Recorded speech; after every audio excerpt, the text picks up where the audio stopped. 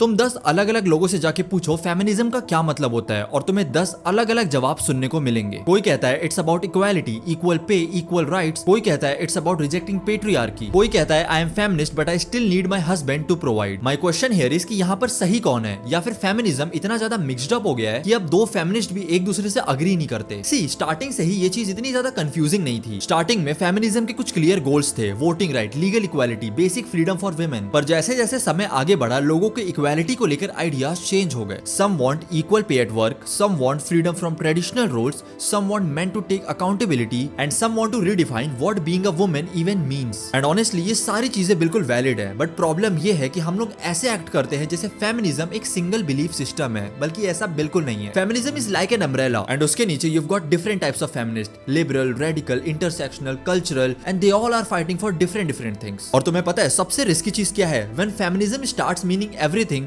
it slowly starts meaning nothing. अगर एक women कहती है कि फेमिनिज्म का मतलब है कि मैं काम कर सकती हूँ और दूसरी कहती है कि फेमिनिज्म का मतलब है कि मैं घर पे रहना चूज कर सकती हूँ, और देखा जाए तो दोनों सही हैं, लेकिन फिर लड़ाई है किस चीज की? और एक पॉइंट पे ये जो वर्ड है वो अपनी मीनिंग को खोने लग जाता है। पता है कुछ लोग फेमिनिज्म का इस्तेमाल इक्वालिटी के लिए नहीं, बदला लेने के लिए करते हैं। Not for balance but for superiority. Philosopher Simone ने कहा था one is not born but rather becomes a woman, and maybe feminism का भी यही मतलब है। It's not one fixed thing, it keeps evolving. So maybe instead of asking कि क्या तुम एक feminist हो, ये पूछा करो कि feminism का मतलब तुम्हारे लिए क्या है।